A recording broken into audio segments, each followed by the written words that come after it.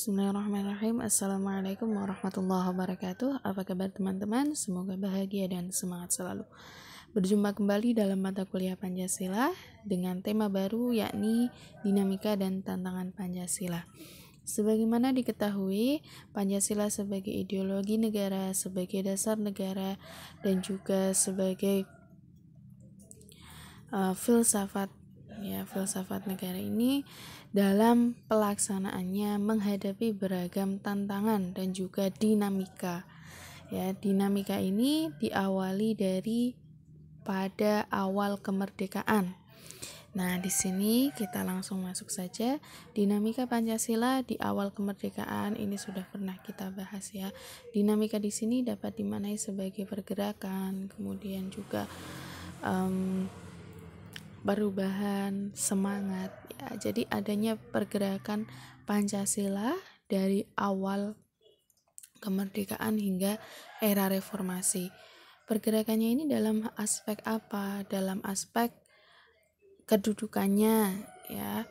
Kalau pada awal kemerdekaan Pancasila ini didudukan sebagai dasar negara yang selanjutnya digunakan untuk membentuk Undang-Undang Dasar. Yang berikutnya pada era Orde Lama ya, sebagai lanjutan dari awal kemerdekaan ini, Pancasila sebagai dasar negara ternyata menghadapi tantangan ya, khususnya terkait dengan dasar negara yang lain ya, yang sudah pernah kita bahas, yaitu Pancasila dalam sejarah bangsa Indonesia itu, di mana Pancasila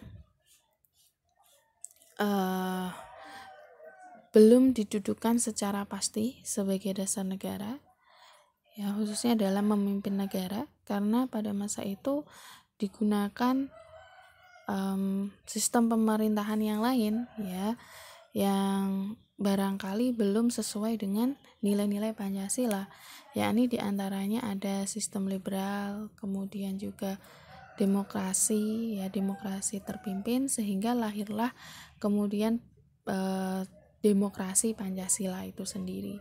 Yang berikutnya pada era Orde Baru, nah ini Pancasila digunakan sebagai alat ya, dalam tanda kutip alat untuk menyokong kesuksesan penguasaan negara.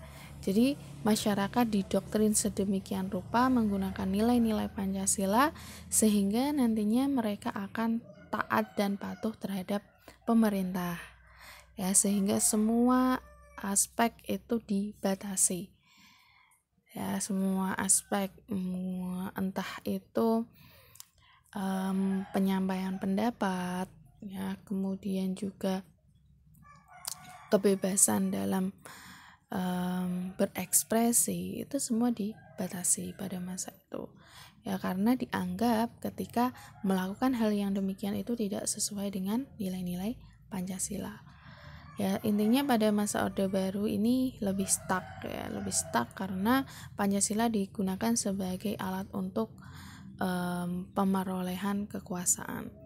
Yang berikutnya era reformasi. Nah, jadi setelah era Orde Baru yang demikian panjang ya, dan barangkali bisa menyiksa dalam tanda kutip bangsa Indonesia, maka lahirlah gerakan baru ya untuk merebut kekuasaan yang sebenarnya yang berlandaskan pada asas-asas Pancasila, yaitu lahirlah gerakan reformasi itu ya, di mana hak asasi manusia sudah dijunjung tinggi, kemudian juga monopoli kekuasaan sudah tidak diberlakukan ya, dan banyak hal lain yang merubah ya secara besar-besaran dari tradisi Orde Baru. Nah, ini kemudian berlanjut sampai sekarang. Namun apakah ya dinamika Pancasila yang terjadi dari awal kemerdekaan hingga era reformasi itu berjalan mulus-mulus saja tanpa adanya gangguan dan tantangan? Nah, tentu saja tidak demikian. Tantangan dan gangguan serta ancaman itu pasti terjadi. Ya, khususnya di era reformasi ini, meskipun sudah mengedepankan hak asasi manusia, namun nyatanya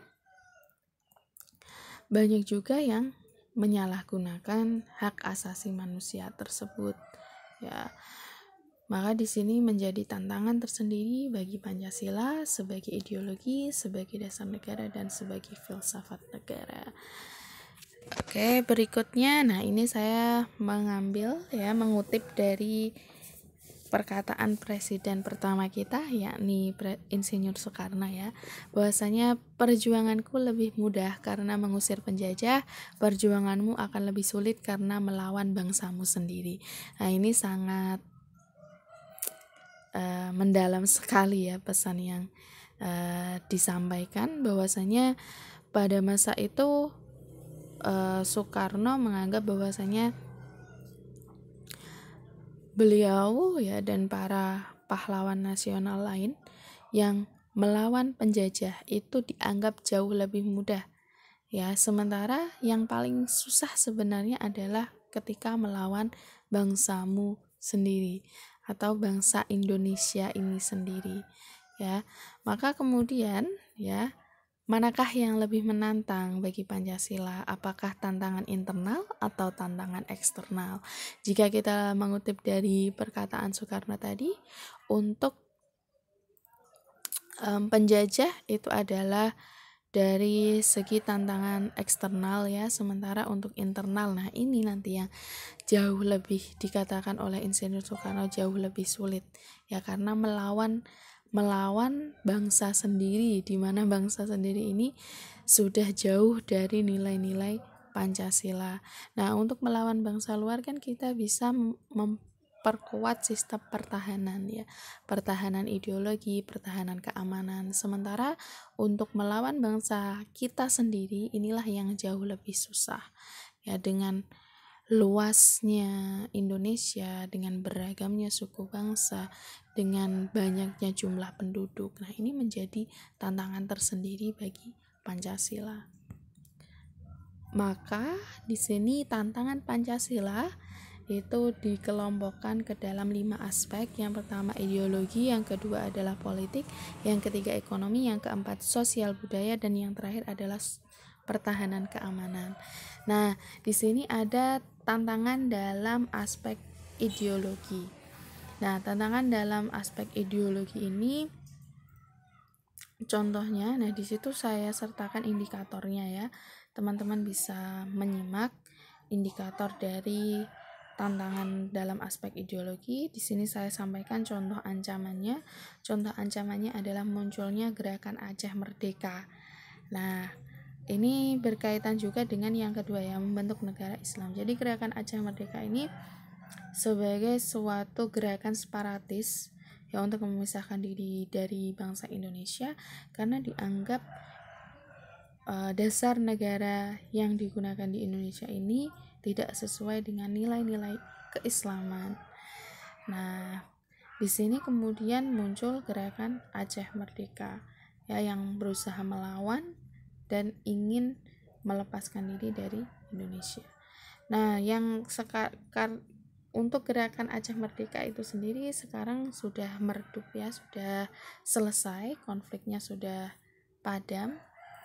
Namun ternyata sekarang muncul kembali tantangan ideologi yang hampir sama, yaitu ingin membentuk negara Islam yang diusung oleh gerakan khilafah itu ya. Maka ini menjadi tantangan tersendiri ya, karena kita mengetahui bahwasannya di Indonesia ini tidak hanya terdiri dari satu agama, namun ada banyak sekali agama, banyak sekali budaya yang di situ harus kita pahami betul-betul ya. Ini juga sebagai upaya untuk integrasi nasional atau persatuan nasional. Yang berikutnya dari aspek ideologi adalah munculnya komunisme. Nah, komunisme ini sudah muncul pada era lalu ya, era dulu. Dalam sejarah itu ada Partai Komunis Indonesia, ya, di mana ajaran-ajaran atau doktrin komunisme itu sangat kental sekali, sehingga menyebabkan beragam konflik dan bahkan terjadinya pembunuhan ya pada masa itu. Yang berikutnya ada tantangan, yaitu berupa liberalisme ya, karena dianggap bahwasanya Pancasila ini dan juga Undang-Undang Dasar ini memiliki kekuatan yang mengikat, maka sebagian orang itu lebih suka untuk hidup bebas. Ya, bebas dalam arti tidak ingin terikat dengan adanya hukum. Nah, maka muncullah aliran liberalisme. Nah, liberalisme ini sebenarnya juga tidak hanya berkaitan dengan sikap, namun juga berkaitan dengan pemikiran. Ya, jadi pemikiran yang menyeleweng jauh dari nilai-nilai Pancasila. Ya, yang menjunjung tinggi nilai-nilai kebebasan. Yang selanjutnya ancaman dari luar ya, yakni banyak negara ya atau negara lain ini yang membantu gerakan separatis. Ya, khususnya misalnya yang terjadi di Papua ya, atau yang sudah lepas dari Indonesia itu adalah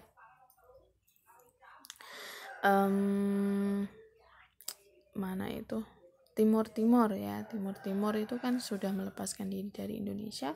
Itu sebenarnya bukan atas inisiatif dan kekuatannya sendiri, namun mendapat sokongan dari negara lain.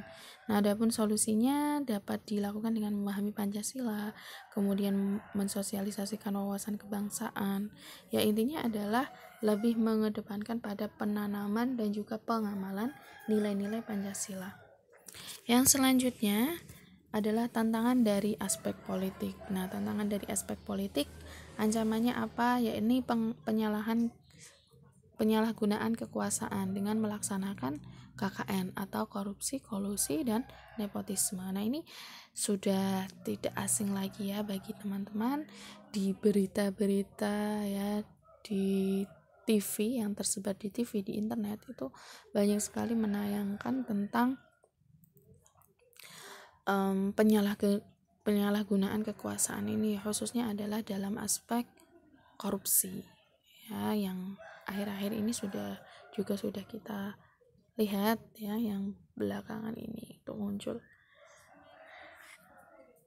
Yang berikutnya, mengambil kebijakan yang tidak pro rakyat. Ini juga termasuk menyalahi dari nilai yang terkandung dalam sila ke-5 ya. Yang berikutnya, lebih menggodanya siasat politik luar negeri. Nah, ini juga menjadi hal yang mengancam Pancasila. Solusinya bagaimana? Solusinya adalah mengamalkan sila Pancasila dalam kehidupan sehari-hari, kemudian juga membantu dalam menjalankan realisasi objektif Pancasila, yakni yang berkaitan hukum dan undang-undang dasar itu, jadi harus disesuaikan dengan nilai-nilai Pancasila, serta menjalankan sistem politik yang sesuai dengan karakter bangsa. Nah, jadi politik yang sifatnya membunuh karakter, yang mengancam orang lain, nah ini harus dihapuskan karena tidak sesuai dengan karakter bangsa dan nilai-nilai Pancasila. Yang selanjutnya, tantangan dari aspek ekonomi. Nah, di sini ada beragam ancaman yang muncul ya. Yang pertama, masuknya komoditas impor ilegal. Nah, barang-barang impor ini kan sudah menjamur sekali di Indonesia, mulai dari fashion, mulai dari alat kesehatan, kemudian juga peralatan rumah tangga. Nah, ini banyak sekali sudah masuk ke Indonesia. Yang disayangkan adalah barang-barang tersebut ilegal ya, dalam arti tidak memenuhi prosedur untuk memenuhi wajib pajak. Nah, ini kan sangat disayangkan sekali, padahal pajak yang berasal dari luar negeri ini sangat membantu nantinya dalam perkembangan ekonomi Indonesia. Nah, namun sangat disayangkan juga Ya, masuknya produk impor ya yang ilegal itu biasanya di backingi atau di belakangi ya, di belakangnya itu ada orang-orang dalam penyelenggara negara. Nah, itu yang sangat disayangkan. Yang berikutnya kebanggaan masyarakat terhadap produk impor. Nah, jadi mereka yang menggunakan produk impor ini jauh lebih bangga dibandingkan dengan menggunakan produk lokal. Ya, banyak sekali brand-brand impor ya yang dipamerkan di media sosial. Nah, itu menjadi prestis tersendiri lah bagi orang-orang tertentu. Kemudian mempekerjakan tenaga asing ya dengan dalih bahwasanya tenaga asing itu biayanya lebih murah dibanding dengan tenaga lokal. Selanjutnya kurangnya modal ya, karena ini adalah efek dari monopoli dan kapitalisasi dalam ekonomi. Nah, jadi kalau teman-teman melihat ya, tidak usah jauh-jauh di luar sana ya, lihatlah di sekitar kalian.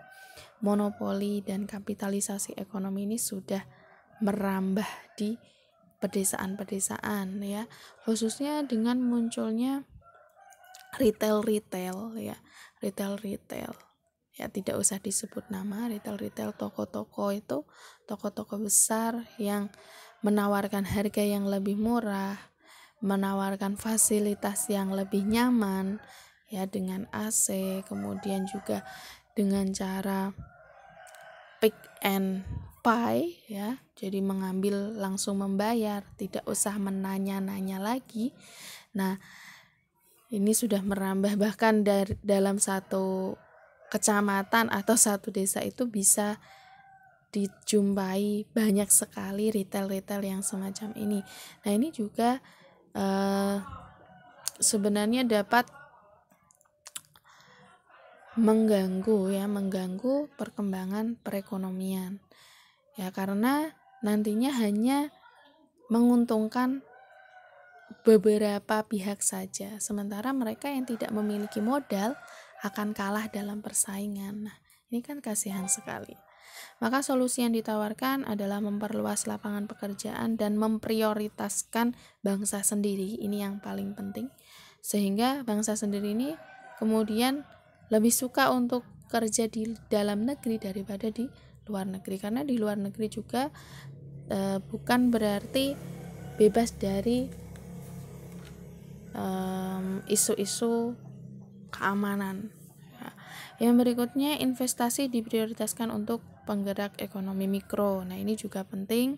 Jadi tidak hanya mereka yang memiliki modal saja yang diberikan investasi, namun justru mereka yang bergerak dalam bisnis mikro ini yang harus diprioritaskan. Menjaga hubungan baik dengan negara yang berpengaruh dalam sistem ekonomi, namun jangan sampai membutakan ya. Yang terakhir adalah memperketat pengawasan ya dan sanksi bagi importir ilegal. Jadi ini harus diperketat kembali terkait dengan regulasi impor. Selanjutnya dalam aspek sosial budaya itu munculnya etnosentrisme dan primordialisme, kemudian desentralisasi dalam hal berpakaian dan gaya hidup. Ini teman-teman sudah menjumpai ya, banyak yang berpakaian ala-ala barat, kemudian juga gaya hidupnya juga sudah tidak gaya hidup Indonesia ya, sudah konsumtif, hedonis ya, individualis. Nah, ini yang kita sebutkan di akhir. Kemudian lebih bangga menggunakan bahasa asing. Ini bukan berarti tidak boleh menggunakan bahasa asing, sebab bahasa asing itu sendiri sangat penting untuk berkomunikasi dengan orang di luar negara kita. Namun ya, dalam kehidupan sehari-hari ini alangkah lebih baiknya dikembangkan bahasa Indonesia sendiri ya, sebagai sarana untuk nguri-nguri ya, dalam bahasa Jawanya itu nguri-nguri bahasa Indonesia. Yang berikutnya tantangannya adalah banyak muncul deviasi atau penyimpangan sosial. Penyimpangan sosial ini seperti kenakalan remaja, kemudian juga narkoba dan lain sebagainya. Solusinya tentu saja memberikan wawasan, menjunjung tinggi nilai toleransi, serta penanaman nilai moral dan religius. Penanaman nilai moral dan religius ini sangat penting untuk membentengi diri ya dalam melakukan hal-hal yang bersifat menyimpang itu. Ya, sehingga dapat mengancam budaya dan tradisi sosial yang ada di Indonesia. Yang selanjutnya, tantangan dalam aspek pertahanan dan keamanan. Nah, ancamannya ini munculnya OPM, Organisasi Papua Merdeka, di mana OPM ini sendiri banyak yang menggunakan senjata. Ya, kelompok bersenjata. Ini yang bertujuan untuk separatis atau melepaskan diri dari Indonesia. Alasannya apa? Alasannya adalah karena ketidakmerataan kesejahteraan ya di suatu daerah. Yang ini bisa kita saksikan, ini sebuah realitas ya, bahwasanya terjadi kesenjangan kesejahteraan antara daerah barat dengan daerah timur. Nah, ini menjadi alasan munculnya gerakan OPM. Nah, dari mana senjata itu didapat? Nah, ternyata ini berkaitan dengan yang sudah kita bahas sebelumnya. Jadi ada sokongan dari negara lain untuk membantu OPM ini dengan memberikan senjata ya, memfasilitasi senjata-senjata ya untuk melawan TNI kita yang ada di TNI dan juga polisi yang ada di Papua sana. Nah, ini sangat miris sekali ya. Kemudian bentrok antar warga atau antar suku. Nah, ini juga menjadi sebuah hal yang sampai sekarang pun masih kita lihat meskipun sudah tidak se ekstrim dulu. Kalau dulu perang antar suku ini kan sangat sering dilakukan dan menimbulkan pertumpahan darah. Yang berikutnya tantangannya adalah penjajahan. Nah, penjajahan ini insya Allah sekarang sudah tidak terjadi ya, penjajahan dalam arti kekuasaan geografis, namun sekarang penjajahannya adalah dalam tadi yang sudah kita sebutkan, dalam aspek ekonomi, dalam aspek budaya ya, itu yang menjadi tantangan. Yang berikutnya adalah ini ya, adanya klaim zona wilayah kekuasaan bangsa asing, khususnya berkaitan dengan wilayah maritim. Nah, kalau teman-teman masih ingat pada masa Menteri Susi, itu kan banyak sekali ya yang itu kan banyak disoroti ya, banyak warga asing ya yang menggunakan kapal masuk ke Indonesia dan menganggap bahwasanya itu masih daerah kekuasaannya, padahal wilayah maritim tersebut masih bagian dari Indonesia. Sehingga untuk mempertahankan ya zona ekonomi maritim Indonesia itu, kemudian Menteri Susi secara tegas itu yang masih terngiang-ngiang sampai sekarang, itu tenggelamkan kapal asingnya itu sebagai upaya untuk menjaga pertahanan dan keamanan bangsa kita ya. Untuk pertahanan dan keamanan yang berkaitan dengan bangsa luar itu sejatinya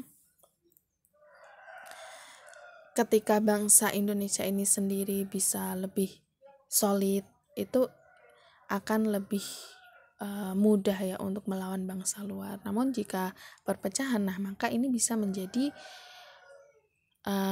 sebuah celah ya bagi bangsa lain untuk mengadu domba bangsa kita sendiri. Nah, solusinya apa? Ya ini menjaga kerukunan, kemudian menerapkan nilai Pancasila, berperilaku sesuai dengan Bhinneka Tunggal Ika, memeratakan kemajuan dan kesejahteraan di semua daerah tanpa terkecuali. Nah, ini sekarang sudah dimulai dibangun ya oleh presiden kita ya, pembangunan di wilayah timur. Yang selanjutnya adalah memperkuat pertahanan militer baik di darat, laut maupun udara ya, dengan menyediakan beragam armada dan juga alat-alat ya untuk pertahanan dan keamanan di beragam wilayah tersebut. Nah, itulah beberapa ancaman atau tantangan Pancasila khususnya di era sekarang ya. Maka bagaimana cara kita sebagai generasi milenial untuk mempertahankan nilai-nilai Pancasila dan juga berperilaku sesuai dengan Pancasila. Oke, nanti bisa didiskusikan ya isu-isu terhangat tentang ancaman terhadap Pancasila. Nanti kita diskusikan lebih jauh kembali. Oke, cukup sekian. Wassalamualaikum warahmatullahi wabarakatuh.